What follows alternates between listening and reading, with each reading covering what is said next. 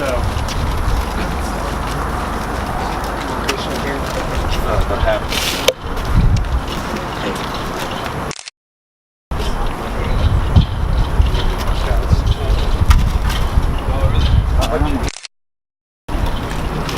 So a regular 8/8/16 block is about 32 pounds.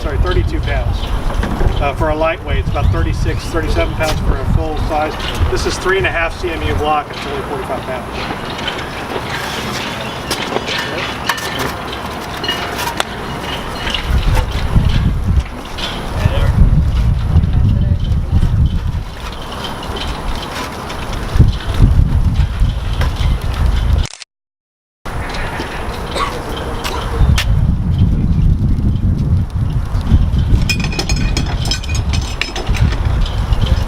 These are the anchor wedges, like you would use for concrete construction.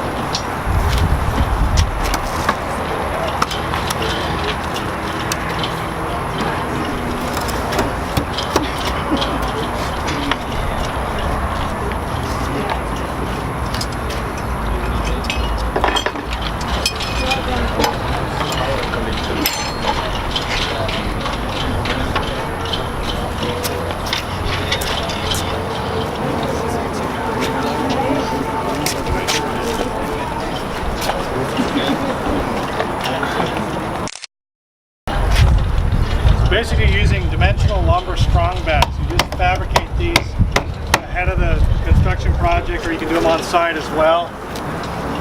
You're basically putting the same system on both sides and sandwiching the wall together, and it's basically just creating a bracing point. What you won't be able to see from the back is that we're going to brace it to the back, but just to show you what it's going to look like, just come over here and brace it to the ground this way. You do this every 12 feet down the road. This costs about $20, $25.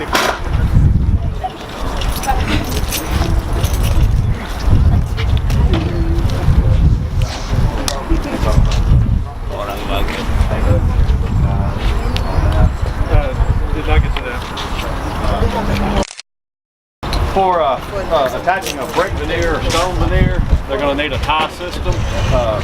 There's a couple that work. This Bernard, you can put these in post pour. They're designed like a Tapcon screw. You have to pre-drill a hole.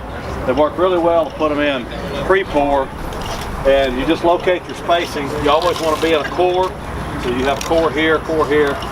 You just pop these in.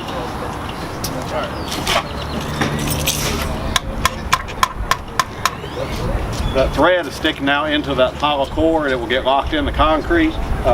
After the pour, the masons drop their little tie in here, and it gives them an inch of adjustment, either up or down, which way they flip it to. So that's how you get stone or brick on there. If you miss one with this system, you can still do it after the concrete. You do it like you would normally do it. You would hit a pilot hole with it and then drive it into the concrete. This is just a lot easier because I can give a guy a box of these and he can knock those in really, really fast. So it's a lot more efficient. Inspection holes, the inspector wants to look at the rebar. Yeah. Once you get to the top, what are you going to be placing at the top there to connect the roof member? Are you going to be placing anchor bolts? You can do a variety of things. Basically anything that works for CMU construction work. You can wet set J-bolts in the top to bolt the top plate down for residential. If they want a weld plate, you can set a weld plate. You have every 16 inches you have a core going all the way to the slab. If there's a special spacing that's going to land between those points, you can basically make the cut we made above this window in reverse to where you put a beam on the top, and that way it gives you infinite locations. It's typical concrete construction. You have wet concrete at the top to set points. You said an arch opening, you would have to do it on site here? Or? So there's concrete here, here, and here. You just come in there and scribe that arc. And then I cut into here, and I put that MDF form board right here, right? So when the concrete comes, it hits that board and goes around it. So there's no concrete in here. When the concrete sets, you take your forms out, you take this extra material out, and you got that finished concrete arch. Same thing with the radius, except in this plane here, you're just tempering out the back, bringing them around. This is another attachment option. It's a plastic wall anchor. It's made out of ABS plastic. Gives you a 2-inch by 2-inch screw plate. This does have to be installed prior to the pour. Because basically what's going to happen, it's going to drive into the block. This piece right here is going to get captured by the concrete. And that's what's going to lock it back. I told you that the foam material really won't carry anything. So anything of any weight you need to bring back to the concrete. Inspection holes, if you want to, the inspectors want to see the rebar, you can cut them out with a standard hole saw. Keep your plug, glue it right back in place when you're done, and it's fine. That works well too for anchor bolts. You need to set a heavier attachment point for a canopy, porch, something like that. Do it like this. Mount your J-bolt in a form board. Mount that here. That's going to let the concrete come all the way to the surface, so you have a hard, solid mount point for the threaded bolt. Put that on and grab the location. Sure. What if they only use this as a wall and where would the electrical lines? You just cut a groove into the face of the block and set the electric in flush. He's asking about where to put Very easy electrical. to cut in.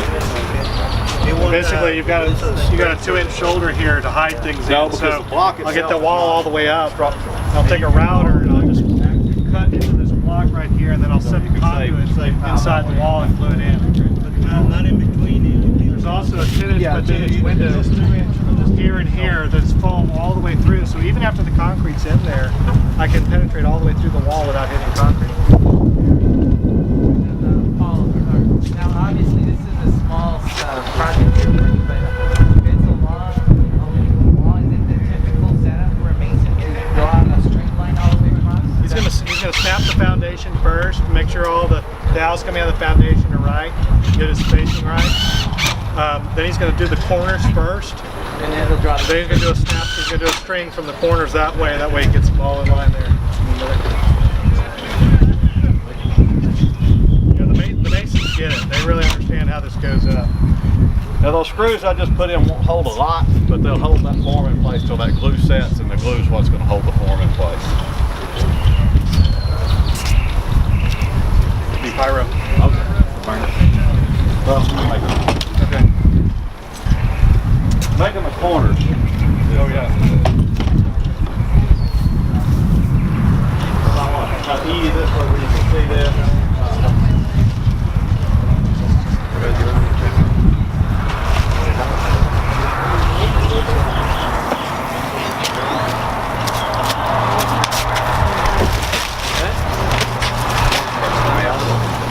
So we make everything from the one unit block. There's no special pieces to order. Like I showed, the lintel beams you cut out of a single block. To make your corner pieces, just a simple miter cut to the center core, so you don't waste any block.